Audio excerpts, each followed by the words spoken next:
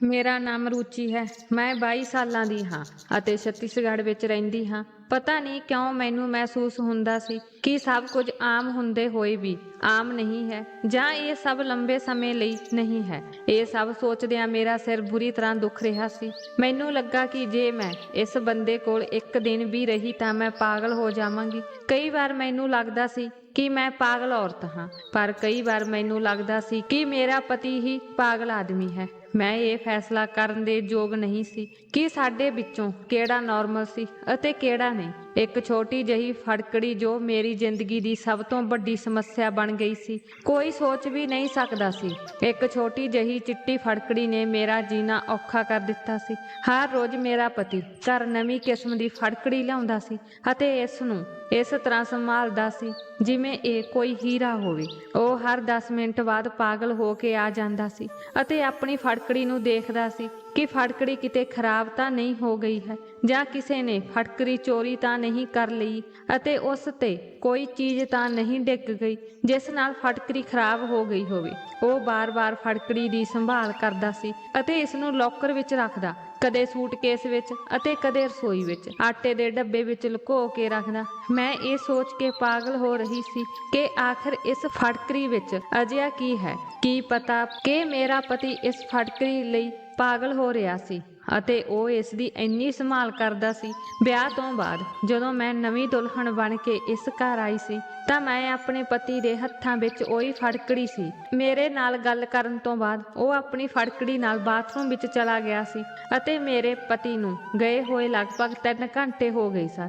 ਮੈਂ ਬਹੁਤ ਦੇਰ ਤੱਕ ਆਪਣੇ ਪਤੀ ਦਾ ਇੰਤਜ਼ਾਰ ਕਰਦੀ ਹੋਈ ਸੌਂ ਗਈ, ਕਿਉਂਕਿ ਮੈਂ ਵੀ ਦੁਲਹਨ ਬਣਨ ਕਾਰਨ ਬਹੁਤ ਥੱਕ ਗਈ ਸੀ। ਇਸ ਲਈ ਮੈਂ ਸੌਂ ਗਈ ਅਤੇ ਆਖਰਕਾਰ ਮੈਂ ਆਪਣੇ ਪਤੀ ਦੀ ਉਡੀਕ ਕਿੰਨੀ ਦੇਰ ਕਰ ਸਕਦੀ ਸੀ। ਕੌਣ ਜਾਣਦਾ ਹੈ ਕਿ ਮੇਰਾ ਪਤੀ ਬਾਥਰੂਮ ਤੋਂ ਕਦੋਂ ਬਾਹਰ ਆਉਂਦਾ। ਮੈਂ ਕਦੋਂ ਸੌਂ ਗਈ ਸੀ, ਮੈਨੂੰ ਕੁਝ ਪਤਾ ਹੀ ਨਹੀਂ ਲੱਗਾ। ਸਵੇਰੇ ਜਦੋਂ ਮੇਰੀ ਅੱਖ ਖੁੱਲੀ ਤਾਂ ਮੈਂ ਆਪਣੇ ਪਤੀ ਨੂੰ ਮੰਜੇ ਤੇ ਨਹੀਂ ਦੇਖਿਆ ਸੀ। ਮੈਂ ਸੋਚਿਆ ਕਿ ਸ਼ਾਇਦ ਉਸਨੇ ਸਾਰੀ ਰਾਤ ਬਾਥਰੂਮ ਵਿੱਚ ਹੀ ਬਿਤਾਈ ਸੀ। ਮੈਂ ਬਹੁਤ ਪਰੇਸ਼ਾਨ ਸੀ ਅਤੇ ਮੈਂ ਦੇਖਿਆ ਕਿ ਉਹ ਬਾਥਰੂਮ ਤੋਂ ਬਾਹਰ ਆਇਆ ਅਤੇ ਉਸਦੇ ਹੱਥ ਵਿੱਚ ਉਹੀ ਬੈਗ ਸੀ ਜਿਸ ਵਿੱਚ ਫੜਕੜੀ ਸੀ। ਮੇਰਾ ਪਤੀ ਕਾਫੀ ਦੇਰ ਤੱਕ ਬਾਥਰੂਮ ਵਿੱਚ ਆਪਣੀ ਫੜਕੜੀ ਨਾਲ ਬੰਦ ਰਹਿੰਦਾ ਸੀ ਅਤੇ ਬਾਹਰ ਆ ਕੇ ਕਹਿੰਦਾ ਕਿ ਸਾਰੀਆਂ ਕਮੀਆਂ ਦੂਰ ਹੋ ਗਈਆਂ ਹਨ, ਅਤੇ ਮੈਨੂੰ ਸ਼ਰਮ ਮਹਿਸੂਸ ਹੁੰਦੀ ਸੀ ਕਿਉਂਕਿ ਪਤਾ ਨਹੀਂ ਉਹ ਕਿਸ ਤਰ੍ਹਾਂ ਦੀ ਕਮੀ ਦੇ ਪੂਰੇ ਹੋਣ ਦੀ ਗੱਲ ਕਰ ਰਿਹਾ ਹੁੰਦਾ ਸੀ।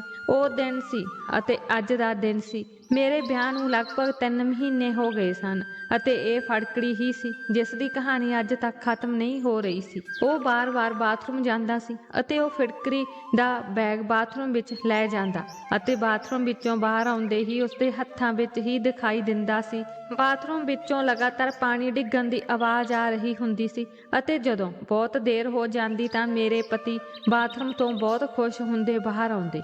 ਮੈਂ ਇੱਕ ਬਹੁਤ ਹੀ ਅਜੀਬ ਦੁਵਿਧਾ ਵਿੱਚ ਫਸ ਗਈ ਸੀ। ਮੈਂ ਆਪਣੀ ਸਮੱਸਿਆ ਕਿਸੇ ਨੂੰ ਦੱਸ ਵੀ ਨਹੀਂ ਸਕਦੀ ਸੀ। ਇਸ ਸੱਚਾਈ ਨੂੰ ਜਾਣਨ ਲਈ ਇੱਕ ਰਾਤ ਜਦੋਂ ਮੈਂ ਬਾਥਰੂਮ ਦੀ ਖਿੜਕੀ ਵਿੱਚੋਂ ਝਾਕਿਆ ਤਾਂ ਮੇਰੇ ਹੋਸ਼ ਉੱਡ ਗਏ ਅਤੇ ਮੈਂ ਪੂਰੀ ਤਰ੍ਹਾਂ ਹੱਕੀ-ਬੱਕੀ ਰਹਿ ਗਈ। ਮੇਰੇ ਮਾਤਾ-ਪਿਤਾ ਮੈਨੂੰ ਬਹੁਤ ਪਿਆਰ ਕਰਦੇ ਸਨ ਕਿਉਂਕਿ ਮੈਂ ਉਹਨਾਂ ਦੀ ਲਾਡਲੀ ਧੀ ਸੀ। ਮੈਂ ਆਪਣੇ ਸਾਰੇ ਭੈਣ ਭਰਾਵਾਂ ਵਿੱਚੋਂ ਸਭ ਤੋਂ ਛੋਟੀ ਸੀ, ਇਸ ਲਈ ਮੈਨੂੰ ਮੇਰੇ ਮਾਤਾ-ਪਿਤਾ ਦੇ ਨਾਲ-ਨਾਲ ਮੇਰੇ ਵੱਡੇ ਭੈਣ ਭਰਾਵਾਂ ਦਾ ਹੀ ਬਹੁਤ ਪਿਆਰ ਮਿਲਿਆ। ਮੇਰੇ ਮਾਤਾ-ਪਿਤਾ ਦੱਸਦੇ ਸਨ ਕਿ ਮੈਂ ਬਚਪਨ 'ਚ ਬਹੁਤ ਬਿਮਾਰ ਰਹਿੰਦੀ ਸੀ ਅਤੇ ਮੇਰੇ ਮਾਤਾ-ਪਿਤਾ ਹਮੇਸ਼ਾ ਮੇਰੇ ਠੀਕ ਹੋਣ ਦੀ ਦੁਆ ਕਰਦੇ ਰਹਿੰਦੇ ਸਨ। ਮੈਂ ਬਚਪਨ ਵਿੱਚ ਬਹੁਤ ਇਲਾਜ ਕਰਵਾਇਆ ਸੀ, ਇਸ ਕਰਕੇ ਮੇਰੇ ਪਰਿਵਾਰ ਵਿੱਚ ਸਾਰੇ ਮੈਨੂੰ ਬਹੁਤ ਪਿਆਰ ਕਰਦੇ ਸਨ। ਮੇਰੇ ਮਾਤਾ-ਪਿਤਾ ਨੇ ਰੱਬ ਅੱਗੇ ਪ੍ਰਾਰਥਨਾ ਕੀਤੀ ਅਤੇ ਰੋਂਦੇ ਹੋਏ ਮੇਰੀ ਜ਼ਿੰਦਗੀ ਲਈ ਬੇਨਤੀ ਕੀਤੀ, ਪਰ ਮੇਰੇ ਮਾਤਾ-ਪਿਤਾ ਨਹੀਂ ਜਾਣਦੇ ਸਨ ਕਿ ਉਹਨਾਂ ਦੀ ਜ਼ਿੰਦਗੀ ਇੰਨੀ ਜਲਦੀ ਉਹਨਾਂ ਨੂੰ ਛੱਡ ਕੇ ਜਾਵੇਗੀ ਅਤੇ ਉਹਨਾਂ ਦੀ ਸਭ ਤੋਂ ਪਿਆਰੀ ਅਤੇ ਸਭ ਤੋਂ ਛੋਟੀ ਬੇਟੀ ਅਨਾਥ ਹੋ ਜਾਵੇਗੀ। ਜੇ ਮੇਰੇ ਮਾਤਾ-ਪਿਤਾ ਨੂੰ ਇਹ ਪਤਾ ਹੁੰਦਾ ਤਾਂ ਉਹ ਬਚਪਨ ਵਿੱਚ ਮੈਨੂੰ ਨਾ ਬਚਾਉਂਦੇ। ਮੇਰੇ ਪਰਿਵਾਰ ਵਿੱਚ ਮੇਰੇ ਮਾਤਾ-ਪਿਤਾ ਤੋਂ ਇਲਾਵਾ ਮੇਰਾ ਇੱਕ ਵੱਡਾ ਭਰਾ ਅਤੇ ਇੱਕ ਵੱਡੀ ਭੈਣ ਵੀ ਸੀ। ਉਹ ਸਾਰੇ ਮੈਨੂੰ ਇਕੱਲਾ ਛੱਡ ਕੇ ਇਸ ਸੰਸਾਰ ਤੋਂ ਚਲੇ ਗਏ। ਮੈਂ 7 ਸਾਲਾਂ ਦੀ ਸੀ ਜਦੋਂ ਸਾਡਾ ਪੂਰਾ ਪਰਿਵਾਰ ਪਿਕਨਿਕ ਲਈ ਜਾ ਰਿਹਾ ਸੀ। ਫਿਰ ਅਚਾਨਕ ਸਾਡੀ ਕਾਰ ਰਸਤੇ ਵਿੱਚ ਹਾਦਸੇ ਦਾ ਸ਼ਿਕਾਰ ਹੋ ਗਈ। ਹਾਦਸਾ ਇੰਨਾ ਖਤਰਨਾਕ ਸੀ ਕਿ ਮੇਰੇ ਮਾਤਾ-ਪਿਤਾ ਅਤੇ ਮੇਰੇ ਦੋਵੇਂ ਭਰਾ ਦੀ ਮੌਕੇ ਤੇ ਹੀ ਮੌਤ ਹੋ ਗਈ, ਪਰ ਸ਼ਾਇਦ ਰੱਬ ਨੇ ਮੈਨੂੰ ਜ਼ਿੰਦਗੀ ਦੇਣੀ ਸੀ, ਇਸੇ ਲਈ ਇੰਨੇ ਲੋਕਾਂ ਦੇ ਮਰਨ ਤੋਂ ਬਾਅਦ ਮੈਂ ਇਕੱਲੀ ਬਚ ਗਈ। ਮੈਨੂੰ ਮਾਮੂਲੀ ਜਿਹੀ ਸੱਟ ਲੱਗੀ ਪਰ ਮੇਰੀ ਜਾਨ ਬਚ ਗਈ। ਲੋਕ ਇਹ ਦੇਖ ਕੇ ਹੈਰਾਨ ਰਹਿ ਗਏ ਕਿ ਇਹ ਕੁੜੀ ਕਿਵੇਂ ਬਚੀ। ਕਿਹਾ ਜਾਂਦਾ ਹੈ ਕਿ ਜਿਸ ਦੀ ਜ਼ਿੰਦਗੀ ਰੱਬ ਨੇ ਲਿਖੀ ਹੈ ਉਸ ਨੂੰ ਕੌਣ ਮਾਰ ਸਕਦਾ ਹੈ, ਅਤੇ ਕੁਝ ਲੋਕ ਮੈਨੂੰ ਦੇਖ ਕੇ ਬਹੁਤ ਤਰਸ ਕਰ ਰਹੇ ਸਨ ਕਿ ਮੈਂ ਆਪਣੇ ਮਾਤਾ ਪਿਤਾ ਤੋਂ ਬਿਨਾਂ ਇਸ ਦੁਨੀਆ ਵਿੱਚ ਇਕੱਲੀ ਕਿਵੇਂ ਰਹਿ ਸਕਾਂਗੀ। ਚੰਗਾ ਹੁੰਦਾ ਜੇ ਮੈਂ ਵੀ ਆਪਣੇ ਪਰਿਵਾਰ ਸਮੇਤ ਇਸ ਦੁਨੀਆ ਨੂੰ ਛੱਡ ਦਿੰਦੀ। ਲੋਕ ਕਹਿ ਰਹੇ ਸਨ ਕਿ ਇਹ ਕੁੜੀ ਕਿਵੇਂ ਆਪਣੀ ਜ਼ਿੰਦਗੀ ਗੁਜ਼ਾਰੇਗੀ ਅਤੇ ਇਸ ਦੀ ਦੇਖਭਾਲ ਕੌਣ ਕਰੇਗਾ। ਇਸ ਤਰ੍ਹਾਂ ਮੇਰਾ ਪੂਰਾ ਪਰਿਵਾਰ ਖਤਮ ਹੋ ਗਿਆ ਸੀ ਅਤੇ ਮੈਂ ਇਕੱਲੀ ਰਹਿ ਗਈ ਸੀ ਤੇ ਮੈਂ ਅਨਾਥ ਸੀ। ਮੇਰੇ ਪਿਤਾ ਦੇ ਮਤਰੇਏ ਭਰਾ ਨੇ ਮੈਨੂੰ ਆਪਣੇ ਘਰ ਵਿੱਚ ਜਗ੍ਹਾ ਦਿੱਤੀ ਸੀ ਕਿਉਂਕਿ ਕੋਈ ਵੀ ਮੈਨੂੰ ਆਪਣੇ ਕੋਲ ਰੱਖਣ ਲਈ ਤਿਆਰ ਨਹੀਂ ਸੀ। ਮੇਰੀ ਮਾਂ ਦੇ ਰਿਸ਼ਤੇਦਾਰ ਤਾਂ ਡਰ ਦੇ ਮਾਰੇ ਸਾਡੇ ਘਰ ਅਫਸੋਸ ਕਰਨ ਵੀ ਨਹੀਂ ਆਏ ਸਨ। ਮੈਂ ਆਪਣੇ ਚਾਚੇ ਅਤੇ ਮਾਸੀ ਦੇ ਘਰ ਰਹਿਣ ਲੱਗ ਪਈ ਅਤੇ ਉਹਨਾਂ ਦੀਆਂ ਧੀਆਂ ਦਾ ਬਚਿਆ ਹੋਇਆ ਭੋਜਨ ਖਾ ਕੇ ਆਪਣਾ ਗੁਜ਼ਾਰਾ ਚਲਾ ਰਹੀ ਸੀ। ਉਹ ਲੋਕ ਮੈਨੂੰ ਬਹੁਤ ਤਾਨੇ ਮਾਰਦੇ ਸਨ ਅਤੇ ਉਹਨਾਂ ਲੋਕਾਂ ਦੇ ਤਾਨੇ ਸੁਣ ਕੇ ਮੈਂ ਜਵਾਨ ਹੋ ਗਈ ਅਤੇ ਇਸੇ ਤਰ੍ਹਾਂ ਸਮਾਂ ਤੇਜ਼ੀ ਨਾਲ ਬੀਤਦਾ ਗਿਆ ਅਤੇ ਮੈਂ ਵਿਆਹ ਦੀ ਉਮਰ ਦੀ ਹੋ ਗਈ। ਕਈ ਰਿਸ਼ਤੇ ਵੀ ਮੇਰੇ ਲਈ ਆਉਣ ਲੱਗੇ। ਮੈਨੂੰ ਲੱਗਦਾ ਸੀ ਕਿ ਜਿਵੇਂ ਹੀ ਮੇਰੇ ਲਈ ਕੋਈ ਰਿਸ਼ਤਾ ਆਉਂਦਾ ਸੀ ਤਾਂ ਮੇਰੀ ਚਾਚੀ ਮੁਸੀਬਤ ਵਿੱਚ ਪੈ ਜਾਂਦੀ ਸੀ। ਆਪਣੀ ਜਾਨ ਛੁਡਾਉਣ ਲਈ ਮੇਰੀ ਚਾਚੀ ਨੇ ਮੇਰਾ ਵਿਆਹ ਉਸ ਆਦਮੀ ਨਾਲ ਕਰ ਦਿੱਤਾ ਜਿਸ ਨੂੰ ਮੈਂ ਜਾਣਦੀ ਵੀ ਨਹੀਂ ਸੀ। ਫਿਰ ਵੀ ਮੈਂ ਸੋਚਿਆ ਕਿ ਮੈਨੂੰ ਸਾਰਾ ਦਿਨ ਚਾਚੀ ਦੇ ਘਰ ਹੀ ਨੌਕਰਾਣੀਆਂ ਵਾਂਗ ਕੰਮ ਕਰਨਾ ਪੈਂਦਾ ਸੀ। ਚੰਗਾ ਹੋਵੇਗਾ ਜੇ ਮੈਂ ਆਪਣੇ ਪਤੀ ਦੇ ਘਰ ਕੰਮ ਕਰਕੇ ਉਸ ਦੀ ਸੇਵਾ ਕਰਾਂ। ਜਦੋਂ ਮੈਂ ਆਪਣੇ ਹੋਣ ਵਾਲੇ ਪਤੀ ਨੂੰ ਦੇਖਿਆ ਤਾਂ ਉਹ ਮੁੰਡਾ ਬਹੁਤ ਸੁੰਦਰ ਅਤੇ ਹੁਸ਼ਿਆਰ ਸੀ, ਇਸ ਲਈ ਮੈਂ ਚਿੰਤਾ ਵਿੱਚ ਸੀ। ਫਿਰ ਮੈਂ ਸੁਣਿਆ ਕਿ ਮੁੰਡਿਆਂ ਦਾ ਆਪਣਾ ਘਰ ਹੈ ਅਤੇ ਮੈਂ ਇਸ ਤੇ ਹੋਰ ਵੀ ਖੁਸ਼ ਹੋ ਗਈ ਸੀ। ਆਂਟੀ ਨੇ ਮੇਰੇ ਤੋਂ ਛੁਟਕਾਰਾ ਪਾਉਣ ਲਈ ਕਾਹਲੀ ਵਿੱਚ ਮੇਰਾ ਵਿਆਹ ਕਰਵਾ ਦਿੱਤਾ ਸੀ ਕਿਉਂਕਿ ਮੈਂ ਬਹੁਤ ਸੋਹਣੀ ਸੀ ਤੇ ਮੇਰੀ ਚਾਚੀ ਦੀਆਂ ਧੀਆਂ ਮੇਰੇ ਤੋਂ ਖੂਬਸੂਰਤ ਨਹੀਂ ਸਨ। ਇਸ ਲਈ ਆਂਟੀ ਈਰਖਾ ਵਿੱਚ ਮੈਨੂੰ ਜਲਦੀ ਤੋਂ ਜਲਦੀ ਵਿਦਾ ਕਰਨਾ ਚਾਹੁੰਦੀ ਸੀ ਤਾਂ ਜੋ ਉਹਨਾਂ ਦੀਆਂ ਧੀਆਂ ਲਈ ਅੱਗੇ ਦਾ ਰਸਤਾ ਸਾਫ਼ ਹੋ ਸਕੇ। ਵਧਾਈ ਵੇਲੇ ਆਂਟੀ ਨੇ ਮੈਨੂੰ ਕਿਹਾ ਸੀ ਕਿ ਹੁਣ ਤੂੰ ਆਪਣੇ ਸਹੁਰੇ ਘਰ ਹੀ ਰਹੀਂ, ਮੇਰੇ ਘਰ ਆਉਣ ਦੀ ਕੋਈ ਲੋੜ ਨਹੀਂ ਹੈ। ਮੇਰੇ ਕੋਲ ਤੁਹਾਡੇ ਖਰਚੇ ਚੱਲਣ ਲਈ ਇੰਨੇ ਪੈਸੇ ਨਹੀਂ ਹਨ। ਹਾਲਾਤ ਜੋ ਵੀ ਹੋਣ ਤੁਹਾਨੂੰ ਆਪਣੇ ਸਹੁਰੇ ਘਰ ਹੀ ਰਹਿਣਾ ਪਵੇਗਾ ਅਤੇ ਜੇਕਰ ਤੁਹਾਡੇ ਸਹੁਰੇ ਘਰ ਕੋਈ ਸਮੱਸਿਆ ਆਉਂਦੀ ਹੈ ਤਾਂ ਉਸ ਨੂੰ ਚੁੱਪਚਾਪ ਬਰਦਾਸ਼ਤ ਕਰੋ। ਤਲਾਕਸ਼ੁਦਾ ਹੋਣ ਦਾ ਬਹਾਨਾ ਬਣਾ ਕੇ ਮੇਰੇ ਘਰ ਆਉਣ ਦੀ ਕੋਈ ਲੋੜ ਨਹੀਂ ਹੈ। ਆਂਟੀ ਦੇ ਇਸ ਬਿਆਨ ਨੇ ਮੈਨੂੰ ਬਹੁਤ ਪਰੇਸ਼ਾਨ ਕੀਤਾ। ਪਤਾ ਨਹੀਂ ਉਹ ਮੇਰੇ ਨਾਲ ਇਸ ਤਰ੍ਹਾਂ ਕਿਉਂ ਗੱਲ ਕਰ ਰਹੀ ਸੀ।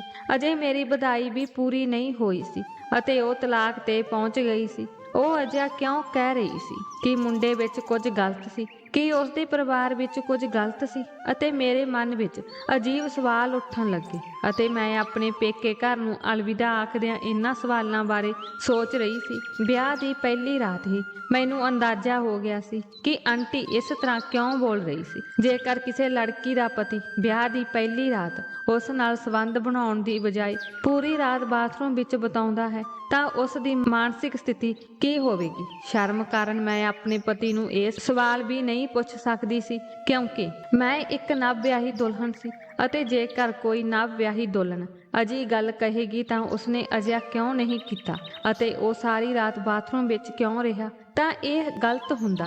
ਮੈਂ ਸੋਚਿਆ ਕਿ ਮੈਂ ਸੌਂ ਗਈ ਸੀ। ਸੰਭਵ ਹੈ ਕਿ ਉਹ ਵੀ ਆ ਕੇ ਸੌਂ ਗਿਆ ਹੋਵੇ। ਸ਼ਾਇਦ ਉਹ ਸਵੇਰੇ ਫਿਰ ਨਹਾਉਣ ਲਈ ਬਾਥਰੂਮ ਗਿਆ ਹੋਵੇ। ਮੈਂ ਇਹ ਸੋਚ ਕੇ ਆਪਣੇ ਦਿਲ ਨੂੰ ਤਸੱਲੀ ਦਿੱਤੀ ਸੀ, ਪਰ ਮੇਰੀ ਤਸੱਲੀ ਦਾ ਕੋਈ ਫਾਇਦਾ ਨਾ ਹੋਇਆ। ਜਦੋਂ ਮੇਰਾ ਪਤੀ ਹਰ ਰੋਜ਼ ਕਮਰੇ ਵਿੱਚ ਇਸ ਤਰ੍ਹਾਂ ਦੀਆਂ ਅਜੀਬ ਹਰਕਤਾਂ ਕਰਨ ਲੱਗ ਪਿਆ। ਜਿਉਂ ਹੀ ਵਿਆਹ ਨੂੰ 1 ਮਹੀਨਾ ਪੂਰਾ ਹੋਇਆ ਤਾਂ ਮੇਰੀ ਸੱਸ ਨੇ ਪੋਤੇ ਪੋਤੀਆਂ ਦੀ ਜਿੱਦ ਕਰਨੀ ਸ਼ੁਰੂ ਕਰ ਦਿੱਤੀ।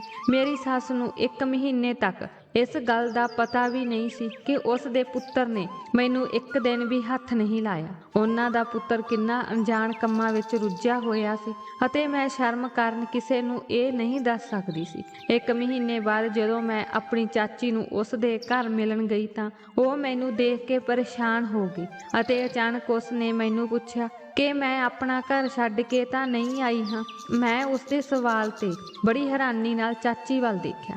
ਮੇਰੇ ਜਾਣ ਵੇਲੇ ਵੀ ਉਸ ਦਾ ਮੇਰੇ ਨਾਲ ਇਹੀ ਵਤੀਰਾ ਸੀ ਅਤੇ ਜਦੋਂ ਮੈਂ 1 ਮਹੀਨੇ ਬਾਅਦ ਉਸ ਨੂੰ ਮਿਲਣ ਆਈ ਤਾਂ ਉਹ ਅਜੇ ਵੀ ਮੇਰੇ ਨਾਲ ਅਜੀਬ ਤਰੀਕਿਆਂ ਨਾਲ ਗੱਲਾਂ ਕਰ ਰਹੀ ਸੀ। ਮੈਂ ਆਂਟੀ ਨੂੰ ਕਿਹਾ ਕਿ ਨਹੀਂ, ਮੈਂ ਇੱਥੇ ਤੁਹਾਨੂੰ ਮਿਲਣ ਆਈ ਹਾਂ। ਉਸ ਦੀਆਂ ਗੱਲਾਂ ਤੋਂ ਮੈਨੂੰ ਬਹੁਤ ਦੁੱਖ ਹੋਇਆ। ਮੈਂ ਆਪਣਾ ਪੂਰਾ ਬਚਪਨ ਇਸ ਘਰ ਵਿੱਚ ਬਿਤਾਇਆ ਤੇ ਮੈਨੂੰ ਇਸ ਘਰ ਨਾਲ ਬਹੁਤ ਲਗਾਵ ਸੀ ਕਿ ਮੈਨੂੰ ਕਦੇ ਕਤਾਈ ਆਪਣੇ ਚਾਚੇ ਚਾਚੀ ਨੂੰ ਮਿਲਣ ਲਈ ਇਸ ਘਰ ਆਉਣ ਦਾ ਵੀ ਹੱਕ ਨਹੀਂ ਸੀ। ਮੈਂ ਉਦਾਸ ਹੋ ਕੇ ਆਪਣੇ ਘਰ ਵਾਪਸ ਆਈ ਤਾਂ ਦੇਖਿਆ ਕਿ ਮੇਰਾ ਪਤੀ ਫਿਟਕਰੀ ਚੁੱਕ ਕੇ ਬਾਥਰੂਮ ਜਾ ਰਿਹਾ ਸੀ। ਮੈਂ ਆਪਣੇ ਪਤੀ ਨੂੰ ਕਦੇ ਦਿਖਾਈ ਨਹੀਂ ਦਿੰਦੀ ਸੀ। ਮੈਂ ਇਸ ਘਰ ਵਿੱਚ ਆਪਣੇ ਪਤੀ ਲਈ ਸਿਰਫ ਇੱਕ ਮਾਮੂਲੀ ਔਰਤ ਸੀ। ਉਹ ਆਪਣੀ ਪਤਨੀ ਨਾਲੋਂ ਫਿਟਕਰੀ ਨੂੰ ਜ਼ਿਆਦਾ ਪਿਆਰ ਕਰਦਾ ਸੀ। ਕਈ ਵਾਰ ਮੈਂ ਸੋਚਦੀ ਸੀ ਕਿ ਮੈਂ ਚੁੱਪ ਰਹਿ ਕੇ ਆਪਣੇ ਆਪ ਨੂੰ ਕਾਬੂ ਕਰ ਲਵਾਂ ਅਤੇ ਮੇਰੀ ਕਿਸਮਤ ਵਿੱਚ ਲਿਖਿਆ ਸਮਝਦੇ ਹੋਏ ਮੈਂ ਆਪਣੀ ਕਿਸਮਤ ਨਾਲ ਸਮਝੌਤਾ ਕਰ ਲਵਾਂ। ਫਿਰ ਅਗਲੇ ਹੀ ਪਲ ਮੈਨੂੰ ਲੱਗਦਾ ਕਿ ਮੈਂ ਚੁੱਪ ਕਿਉਂ ਰਹਾ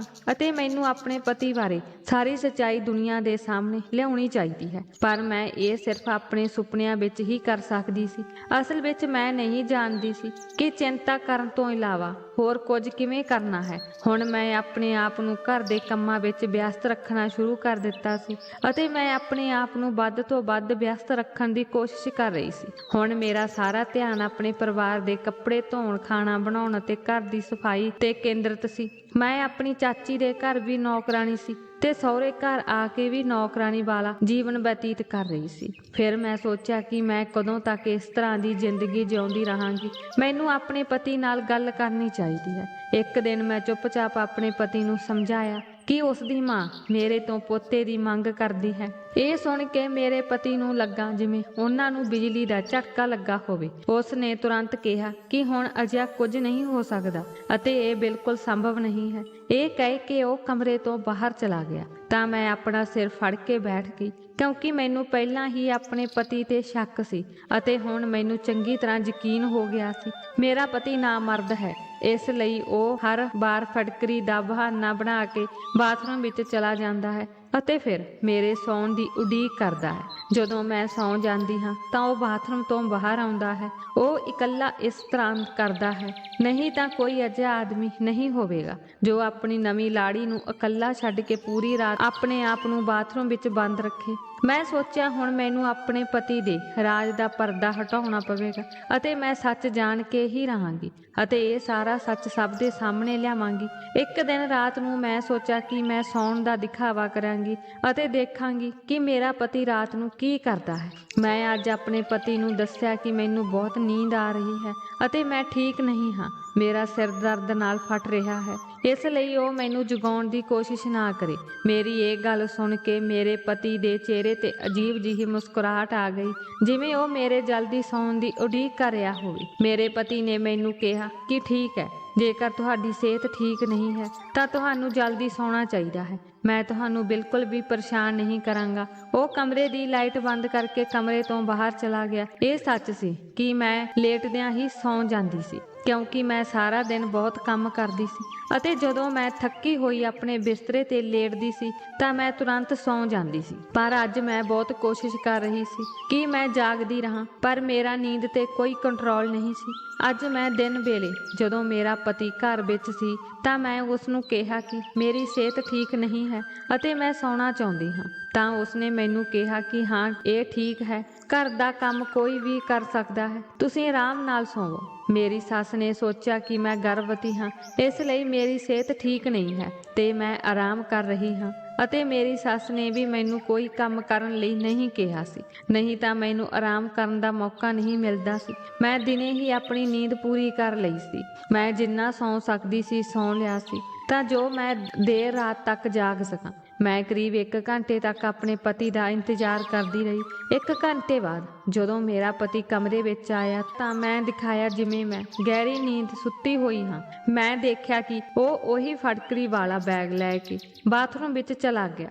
ਜਦੋਂ ਉਸਨੇ ਬਾਥਰੂਮ ਦਾ ਦਰਵਾਜ਼ਾ ਬੰਦ ਕਰ ਦਿੱਤਾ ਤਾਂ ਮੈਂ ਝੱਟ ਉੱਠੀ। ਮੈਨੂੰ ਡਰ ਨਹੀਂ ਸੀ ਕਿ ਉਹ ਬਾਹਰ ਆ ਜਾਵੇਗਾ, ਕਿਉਂਕਿ ਮੈਨੂੰ ਪਤਾ ਸੀ ਕਿ ਉਹ ਲੰਬੇ ਸਮੇਂ ਲਈ ਬਾਹਰ ਨਹੀਂ ਆਉਣ ਵਾਲਾ ਸੀ। ਮੈਂ ਘਰ ਦੇ ਪਿਛਲੇ ਹਿੱਸੇ ਵੱਲ ਜਾਣ ਲੱਗੀ ਅਤੇ ਚੁੱਪਚਾਪ ਹੌਲੀ-ਹੌਲੀ ਖੜੀ ਹੋ ਗਈ ਜਿੱਥੇ ਬਾਥਰੂਮ ਦੀ ਖਿੜਕੀ ਸੀ, ਪਰ ਬਾਥਰੂਮ ਦੀ ਖਿੜਕੀ ਬਹੁਤ ਉੱਚੀ ਸੀ ਅਤੇ ਮੈਂ ਉਸ ਖਿੜਕੀ ਤੋਂ ਅੰਦਰ ਵੀ ਨਹੀਂ ਵੇਖ ਸਕਦੀ ਸੀ, ਕਿਉਂਕਿ ਖਿੜਕੀ ਦੀ ਉਚਾਈ ਦੇ ਹਿਸਾਬ ਨਾਲ ਮੇਰਾ ਕੱਦ ਬਹੁਤ ਛੋਟਾ ਸੀ। ਪਰ ਮੈਂ ਝੱਟ ਜਾ ਕੇ ਕੁਰਸੀ ਲੈ ਆਈ ਅਤੇ ਮੈਂ ਉਹ ਕੁਰਸੀ ਰੱਖ ਕੇ ਉਸ ਉੱਪਰ ਖੜੀ ਹੋ ਗਈ। ਉਸ ਸਮੇਂ ਰਾਤ ਦੇ 2 ਵੱਜ ਚੁੱਕੇ ਸਨ ਅਤੇ ਘਰ ਦੇ ਸਾਰੇ ਲੋਕ ਸੁੱਤੇ ਪਏ ਸਨ। ਕੋਈ ਮੇਰੇ ਵੱਲ ਦੇਖ ਨਹੀਂ ਸਕਦਾ ਸੀ, ਪਰ ਮੈਂ ਅਜੇ ਵੀ ਬਹੁਤ ਡਰੀ ਹੋਈ ਸੀ ਅਤੇ ਡਰ ਕਾਰਨ ਮੇਰਾ ਸਰੀਰ ਕੰਬ ਰਿਹਾ ਸੀ। ਮੈਂ ਕੁਰਸੀ ਚੁੱਕੀ ਅਤੇ ਖਿੜਕੀ ਦੇ ਨੇੜੇ ਆ ਕੇ ਕੁਰਸੀ ਤੇ ਚੜ੍ਹ ਕੇ ਖਿੜਕੀ ਦੇ ਅੰਦਰ ਝਾਤੀ ਮਾਰਨ ਲੱਗੀ ਕਿ ਮੇਰਾ ਪਤੀ ਇੰਨੀ ਦੇਰ ਬਾਥਰੂਮ 'ਚ ਕੀ ਕਰ ਰਿਹਾ ਸੀ। ਮੇਰੀਆਂ ਲੱਤਾਂ ਕੰਬਣ ਕਾਰਨ ਮੈਨੂੰ ਲੱਗਾ ਜਿਵੇਂ ਮੈਂ ਠੀਕ ਤਰ੍ਹਾਂ ਨਾਲ ਖੜੀ ਨਹੀਂ ਹੋ ਸਕਦੀ।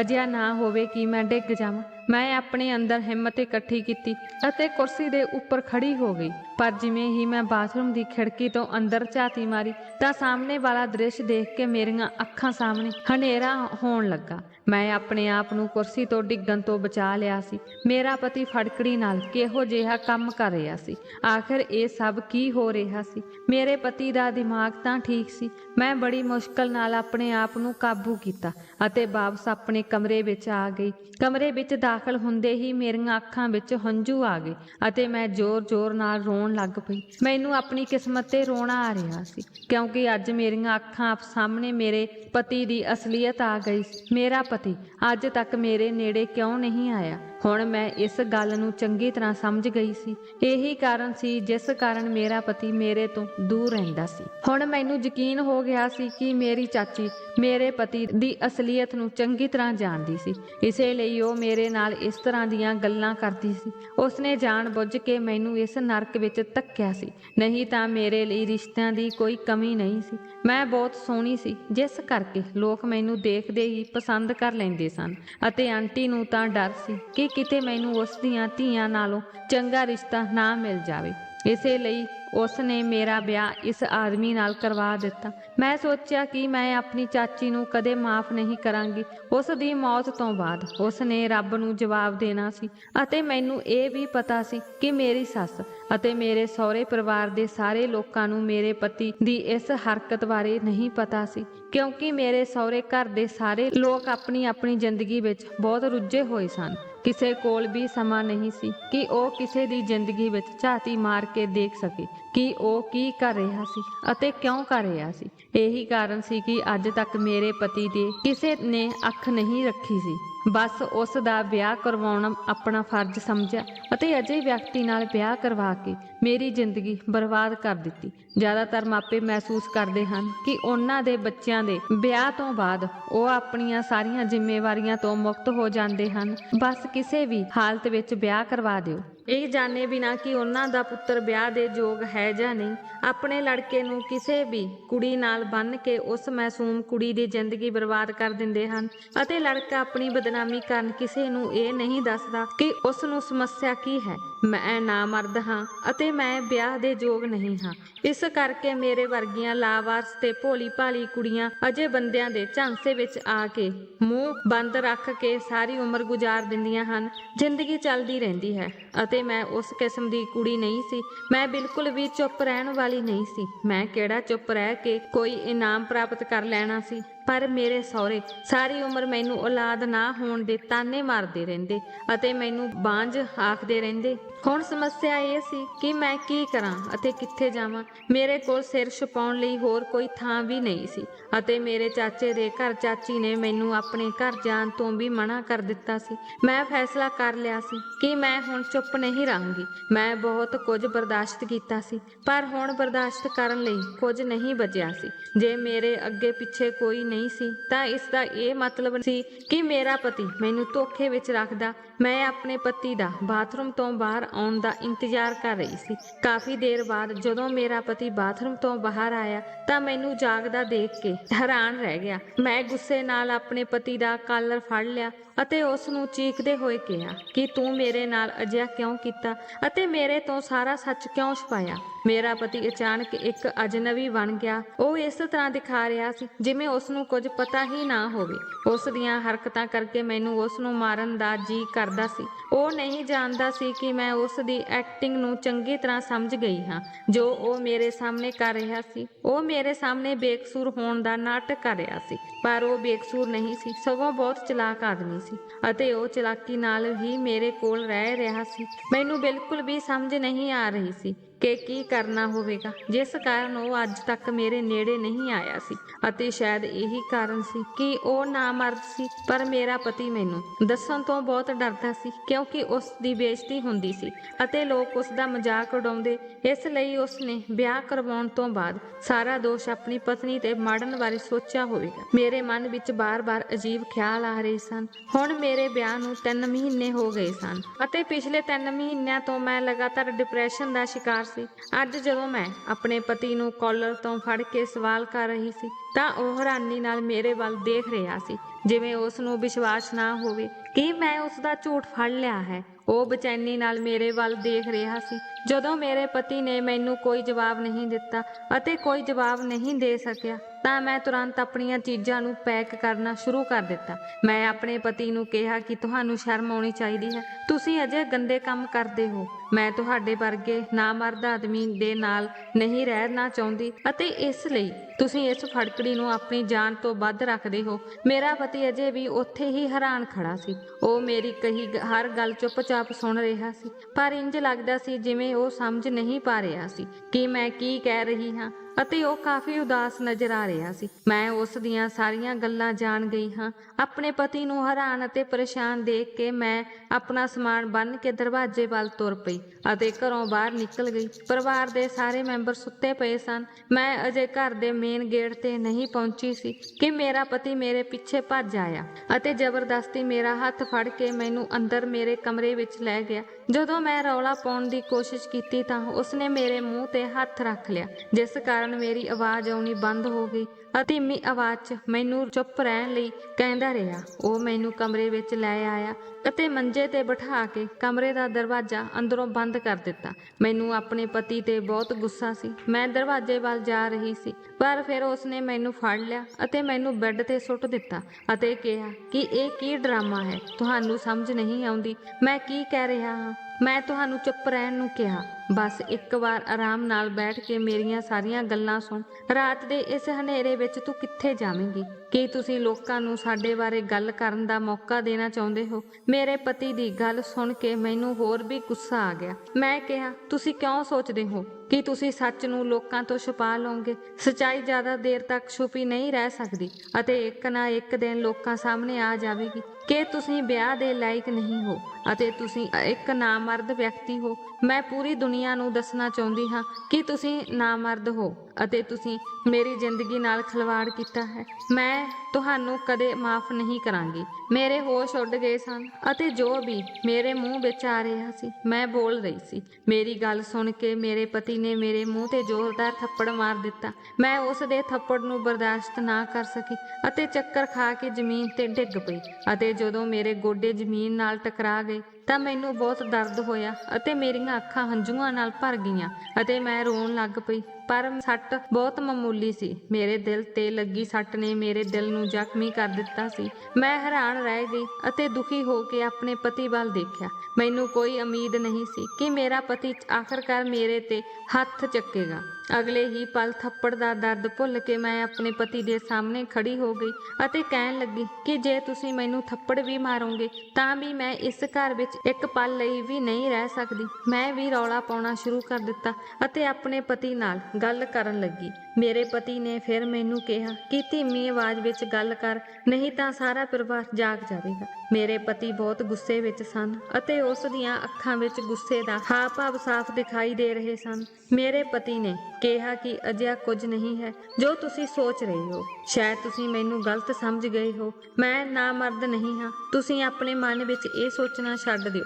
ਮੈਂ ਨਾਮਰਦ ਨਹੀਂ ਹਾਂ, ਬਲਕਿ ਮੈਂ ਇੱਕ ਬਹੁਤ ਹੀ ਗੰਭੀਰ ਬਿਮਾਰੀ ਦਾ ਸ਼ਿਕਾਰ ਹਾਂ, ਜਿਸ ਦੇ ਇਲਾਜ ਬਾਰੇ ਮੈਨੂੰ ਇੱਕ ਵੈਦ ਨੇ ਦੱਸਿਆ ਸੀ ਕਿ ਮੈਂ ਫਟਕੜੀ ਦੀ ਵਰਤੋਂ ਕਰਕੇ ਜਲਦੀ ਤੋਂ ਜਲਦੀ ਤੰਦਰੁਸਤ ਹੋ ਜਾਵਾਂਗਾ। ਪਹਿਲਾਂ ਤਾਂ ਮੈਂ ਬਿਲਕੁਲ ਠੀਕ ਸੀ, ਪਰ ਪਿਛਲੇ 6 ਮਹੀਨਿਆਂ ਤੋਂ ਮੇਰੇ ਸਰੀਰ ਤੇ ਬੁਰੀ ਤਰ੍ਹਾਂ ਖੁਜਲੀ ਹੋ ਰਹੀ ਸੀ ਅਤੇ ਹੌਲੀ-ਹੌਲੀ ਬਦਬੂ ਵੀ ਆਉਣ ਲੱਗੀ ਅਤੇ ਇਸ ਕਾਰਨ ਕੋਈ ਵੀ ਮੇਰੇ ਨੇੜੇ ਨਹੀਂ ਆਉਂਦਾ ਸੀ। ਮੈਂ ਆਪਣੀ ਬਿਮਾਰੀ ਦਾ ਹਰ ਸੰਭਵ ਤਰੀਕੇ ਨਾਲ ਇਲਾਜ ਕੀਤਾ, ਵੱਡੇ-ਵੱਡੇ ਡਾਕਟਰਾਂ ਦੀ ਸਲਾਹ ਲਈ ਅਤੇ ਕਈ ਮਹਿੰਗੀਆਂ ਦਵਾਈਆਂ ਵੀ ਵਰਤੀਆਂ। ਮੈਂ ਨੈਟ ਤੇ ਦੇਖਣ ਤੋਂ ਬਾਅਦ ਹਰ ਘਰੇਲੂ ਉਪਾਅ ਨੂੰ ਅਜਮਾਇਆ, ਪਰ ਮੈਨੂੰ ਸਿਰਫ ਸਧਾਰਨ ਲਾਭ ਮਿਲਿਆ। ਪਰ ਹੁਣ ਮੇਰੀ ਬਿਮਾਰੀ ਕਾਫੀ ਹੱਦ ਤੱਕ ਵੱਧ ਗਈ ਸੀ ਅਤੇ ਮੈਨੂੰ ਕਾਫੀ ਪਰੇਸ਼ਾਨੀਆਂ ਦਾ ਸਾਹਮਣਾ ਕਰਨਾ ਪੈ ਰਿਹਾ ਸੀ।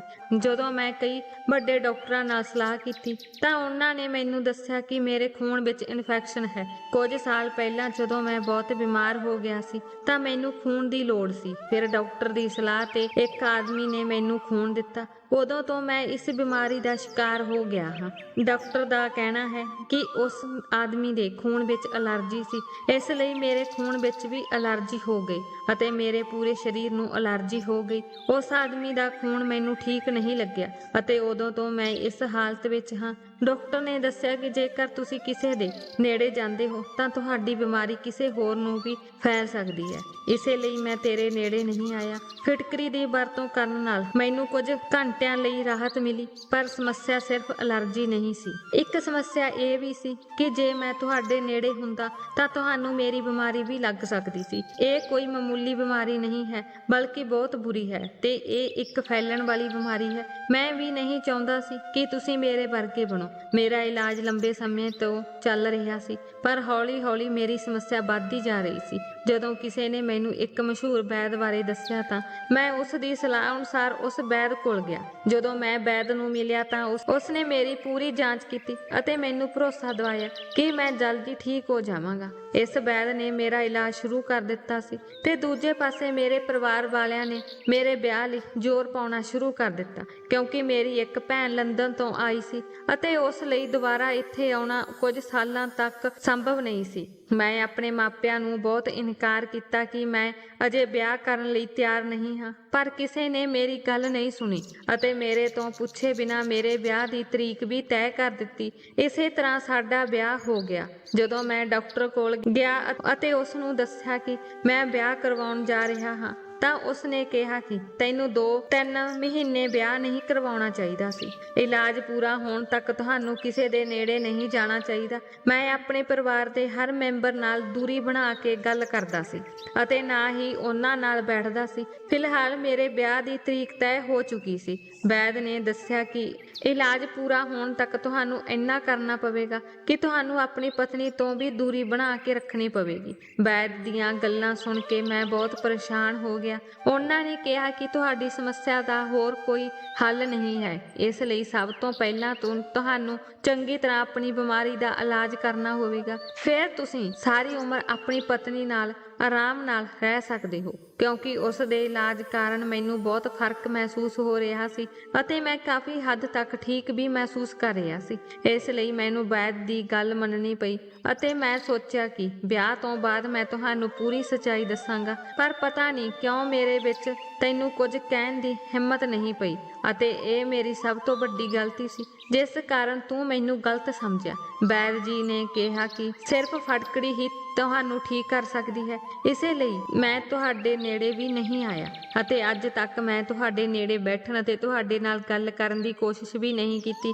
ਅਤੇ ਹਰ ਰੋਜ਼ ਮੈਂ ਘਰ ਵਿੱਚ ਫਟਕੜੀ ਲਿਆਉਂਦਾ ਸੀ ਅਤੇ ਹਰ ਰੋਜ਼ ਨਵੀਂ ਫਟਕੜੀ ਨਾਲ ਇਲਾਜ ਕਰਦਾ ਸੀ। ਇਸ ਲਈ ਮੈਂ ਪਾਗਲਾਂ ਵਾਂਗ ਫਟਕੜੀ ਦੀ ਰੱਖਿਆ ਕਰਦਾ ਸੀ ਤਾਂ ਜੋ ਮੈਂ ਜਲਦੀ ਤੋਂ ਜਲਦੀ ਠੀਕ ਹੋ ਸਕਾਂ ਅਤੇ ਇੱਕ ਆਮ ਜ਼ਿੰਦਗੀ ਜੀ ਸਕਾਂ ਅਤੇ ਤੁਹਾਨੂੰ ਦੱਸ ਸਕਾਂ ਕਿ ਮੈਂ ਤੁਹਾਡੇ ਨਾਲ ਸਮਾਂ ਬਿਤਾਉਣ ਲਈ ਕਿੰਨਾ ਤਰਸ ਰਿਹਾ ਸੀ। ਮੇਰੀ ਪਰੇਸ਼ਾਨੀ ਬਾਹਰੋਂ ਤਾਂ ਕਿਸੇ ਨੂੰ ਨਜ਼ਰ ਨਹੀਂ ਆ ਰਹੀ ਸੀ, ਪਰ ਅੰਦਰੋਂ ਮੈਂ ਆਪਣੀ ਸਮੱਸਿਆ ਕਾਰਨ ਬਹੁਤ ਬੇਚੈਨ ਹੋ ਗਿਆ ਸੀ। ਮੈਨੂੰ ਮਾਫ਼ ਕਰ ਦਿਓ, ਮੈਂ ਤੇਰੇ ਤੋਂ ਮਾਫ਼ੀ ਮੰਗਦਾ ਹਾਂ। ਮੈਂ ਤੇਰੇ ਤੇ ਹੱਥ ਚੱਕਿਆ ਤੇ ਆਪਣੇ ਇਸ ਸੱਚ ਨੂੰ ਇੰਨੇ ਦਿਨਾਂ ਤੱਕ ਛੁਪਾ ਕੇ ਰੱਖਿਆ। ਮੇਰਾ ਪਤੀ ਬਹੁਤ ਸ਼ਰਮਿੰਦਾ ਨਜ਼ਰ ਆ ਰਿਹਾ ਸੀ। ਮੈਂ ਆਪਣੇ ਪਤੀ ਦੀਆਂ ਗੱਲਾਂ ਤੇ ਵਿਸ਼ਵਾਸ ਕੀਤਾ ਕਿਉਂਕਿ ਉਸ ਦੀਆਂ ਅੱਖਾਂ 'ਚੋਂ ਲਗਾਤਾਰ ਹੰਝੂ ਵਹਿ ਰਹੇ ਸਨ ਅਤੇ ਉਸ ਦੇ ਚਿਹਰੇ ਤੇ ਸੱਚਾਈ ਸਾਫ਼ ਦਿਖਾਈ ਦੇ ਰਹੀ ਸੀ। ਮੈਂ ਆਪਣੇ ਪਤੀ ਨੂੰ ਕਿਹਾ ਕਿ ਜੇਕਰ ਤੁਸੀਂ ਮੈਨੂੰ ਇਸ ਬਾਰੇ ਪਹਿਲਾਂ ਦੱਸਿਆ ਹੁੰਦਾ ਤਾਂ ਮੈਂ ਪਿਛਲੇ 3 ਮਹੀਨਿਆਂ ਤੋਂ ਇੰਨੀ ਪਰੇਸ਼ਾਨ ਨਾ ਹੁੰਦੀ। ਹਰ ਤਰ੍ਹਾਂ ਦੀਆਂ ਗੱਲਾਂ ਮੇਰੇ ਮਨ ਵਿੱਚ ਆਉਣ ਲੱਗ ਪਈਆਂ। ਮੇਰੇ ਤੋਂ ਇਲਾਵਾ ਕੋਈ ਹੋਰ ਹੁੰਦਾ ਤਾਂ ਸ਼ਾਇਦ ਉਹ ਵੀ ਤੁਹਾਡੇ ਬਾਰੇ ਇਹੀ ਸੋਚਦਾ ਅਤੇ ਤੁਹਾਡੇ ਇਹੋ ਜਿਹੇ ਕੰਮ ਕਾਰਨ ਮੈਂ ਮਹਿਸੂਸ ਕੀਤਾ ਕਿ ਤੁਸੀਂ ਮੇਰੇ ਨਾਲ ਧੋਖਾ ਕਰ ਰਹੇ ਹੋ ਅਤੇ ਹੁਣ ਮੈਂ ਤੁਹਾਡੇ ਤੋਂ ਮਾਫੀ ਵੀ ਮੰਗਦੀ ਹਾਂ ਕਿ ਮੈਂ ਤੁਹਾਡੇ ਨਾਲ ਮਾੜਾ ਵਿਵਹਾਰ ਕੀਤਾ ਅਤੇ ਤੁਹਾਨੂੰ ਸਮਝਿਆ ਨਹੀਂ। ਮੈਂ ਬਹੁਤ ਸ਼ਰਮਿੰਦਾ ਮਹਿਸੂਸ ਕੀਤਾ ਅਤੇ ਆਪਣੇ ਪਤੀ ਤੋਂ ਮਾਫੀ ਮੰਗੀ ਅਤੇ ਉਸ ਨੂੰ ਭਰੋਸਾ ਦਿਵਾਇਆ ਕਿ ਜਦੋਂ ਤੱਕ ਤੁਸੀਂ ਪੂਰੀ ਤਰ੍ਹਾਂ ਠੀਕ ਨਹੀਂ ਹੋ ਜਾਂਦੇ ਮੈਂ ਹਮੇਸ਼ਾ ਤੁਹਾਡਾ ਸਮਰਥਨ ਕਰਾਂਗੀ। ਜੇ ਅਜਿਹਾ ਹੈ ਤਾਂ ਮੈਂ ਤੁਹਾਡਾ ਪੂਰਾ ਧਿਆਨ ਰੱਖਾਂਗੀ। ਉਹ ਦਿਨ ਅਤੇ ਅੱਜ ਦਾ ਦਿਨ ਹੈ। ਮੈਂ ਅਤੇ ਮੇਰਾ ਪਤੀ ਹਮੇਸ਼ਾ ਇੱਕ ਦੂਜੇ ਦੇ ਨਾਲ ਹਾਂ ਅਤੇ ਪ੍ਰਮਾਤਮਾ ਦੀ ਅਪਾਰ ਕਿਰਪਾ ਨਾਲ ਹੌਲੀ-ਹੌਲੀ ਮੇਰੇ ਪਤੀ ਦੀ ਬਿਮਾਰੀ ਵੀ ਦੂਰ ਹੋ ਗਈ ਅਤੇ ਮੇਰਾ ਪਤੀ ਹੁਣ ਬਿਲਕੁਲ ਠੀਕ ਹੈ ਅਤੇ ਅਸੀਂ ਪਤੀ ਪਤਨੀ ਬਹੁਤ ਵਧੀਆ ਜੀਵਨ ਬਤੀਤ ਕਰ ਰਹੇ ਹਾਂ। ਕਈ ਵਾਰ ਅਸੀਂ ਆਪਣੀਆਂ ਭਾਵਨਾਵਾਂ ਨੂੰ ਸਾਈਡ ਤੇ ਰੱਖਦੇ ਹਾਂ ਅਤੇ ਕੁਝ ਅਣਜਾਣ ਚੀਜ਼ਾਂ ਵਿੱਚ ਗੁਆਚ ਜਾਂਦੇ ਹਾਂ। ਕਈ ਅਜਿਹੀਆਂ ਛੋਟੀਆਂ-ਛੋਟੀਆਂ ਗਲਤਫਹਿਮੀਆਂ ਹਨ ਜੋ ਘਰ ਨੂੰ ਬਰਬਾਦ ਕਰ ਦਿੰਦੀਆਂ ਹਨ। ਸਾਨੂੰ ਆਪਣੇ ਜੀਵਨ ਸਾਥੀ ਨੂੰ ਚੰਗੀ ਤਰ੍ਹਾਂ ਸਮਝਣ ਦੀ ਕੋਸ਼ਿਸ਼ ਕਰਨੀ ਚਾਹੀਦੀ ਹੈ ਪਰ ਅਸੀਂ ਸਿਰਫ ਆਪਣੇ ਬਾਰੇ ਹੀ ਸੋਚਦੇ ਹਾਂ। ਸਾਨੂੰ ਨਹੀਂ ਪਤਾ ਕਿ ਦੂਜੇ ਵਿਅਕਤੀ ਦੇ ਦਿਲ ਦੀ ਕੀ ਹਾਲਤ ਹੈ ਅਤੇ ਉਹ ਕਿਹੜੀਆਂ ਸਮੱਸਿਆਵਾਂ ਨਾਲ ਜੂਝ ਰਿਹਾ ਹੈ। ਜੇਕਰ ਅਸੀਂ ਕਿਸੇ ਦੀਆਂ ਸਮੱਸਿਆਵਾਂ ਨੂੰ ਸਮਝਦੇ ਹਾਂ ਤਾਂ ਅਸੀਂ ਉਸ ਦਾ ਸਮਰਥਨ ਕਰ ਸਕਦੇ ਹਾਂ ਅਤੇ ਉਸ ਨੂੰ ਸਫਲ ਬਣਾ ਸਕਦੇ ਹਾਂ ਅਤੇ ਉਸ ਦੀ ਸਮੱਸਿਆ ਨੂੰ ਜੜ ਤੋਂ ਖਤਮ ਕਰ ਸਕਦੇ ਹਾਂ। ਮੈਂ ਪਰਮਾਤਮਾ ਅੱਗੇ ਅਰਦਾਸ ਕਰਦੀ ਹਾਂ ਕਿ ਪਰਮਾਤਮਾ ਸਾਨੂੰ ਸੋਚਣ ਅਤੇ ਸਮਝਣ ਦੀ ਹਿੰਮਤ ਦੇਵੇ ਅਤੇ ਸਹੀ ਫੈਸਲਾ ਲੈਣ ਦੀ ਤਾਕਤ ਅਤੇ ਬੁੱਧੀ ਦੇਵੇ। ਅਤੇ ਹੁਣ ਮੇਰੀ ਇੱਕ 3 ਸਾਲ ਦੀ ਧੀ ਵੀ ਹੈ। ਇੰਜ ਲੱਗਦਾ ਹੈ ਜਿਵੇਂ ਮੇਰੀ ਜ਼ਿੰਦਗੀ ਤੋਂ ਸਾਰੀਆਂ ਮੁਸ਼ਕਲਾਂ ਦੂਰ ਹੋ ਗਈਆਂ ਹੋਣ ਕਿਉਂਕਿ ਮੇਰਾ ਪਤੀ ਇੰਨਾ ਚੰਗਾ ਪਤੀ ਹੈ ਕਿ ਕਈ ਵਾਰ ਮੈਨੂੰ ਆਪਣੀ ਕਿਸਮਤ ਤੇ ਵਿਸ਼ਵਾਸ ਨਹੀਂ ਹੁੰਦਾ ਕਿ ਇਹ ਉਹੀ ਆਦਮੀ ਹੈ ਜਿਸ ਤੇ ਮੈਂ ਪਹਿਲਾਂ ਕੁਝ ਜਾਣੇ ਬਿਨਾਂ ਹੀ ਇੰਨੇ ਦੋਸ਼ ਲਗਾਏ ਸਨ। ਹੁਣ ਮੈਂ ਆਪਣੇ ਪੂਰੇ ਪਰਿਵਾਰ ਨਾਲ ਬਹੁਤ ਖੁਸ਼ ਹਾਂ। ਦੋਸਤੋ, ਮੈਨੂੰ ਉਮੀਦ ਹੈ ਕਿ ਤੁਹਾਨੂੰ ਸਾਡੀ ਕਹਾਣੀ ਪਸੰਦ ਆਈ ਹੋਵੇਗੀ। ਜੇਕਰ ਤੁਹਾਨੂੰ ਕਹਾਣੀ ਚੰਗੀ ਲੱਗੀ ਤਾਂ ਵੀਡੀਓ ਨੂੰ ਲਾਈਕ ਕਰੋ। ਜੇਕਰ ਤੁਸੀਂ ਚੈਨਲ ਤੇ ਨਵੇਂ ਹੋ ਤਾਂ ਚੈਨਲ ਨੂੰ ਸਬਸਕ੍ਰਾਈਬ ਕਰੋ ਅਤੇ ਹਾਂ, ਨੋਟੀਫਿਕੇਸ਼ਨ ਬੈਲ ਨੂੰ ਜ਼ਰੂਰ ਦਬਾਇਓ ਤਾਂ ਜੋ ਤੁਹਾਨੂੰ ਅਗਲੀ ਅਪਡੇਟ ਸਭ ਤੋਂ ਪਹਿਲਾਂ ਮਿਲ ਸਕੇ। ਧੰਨਵਾਦ।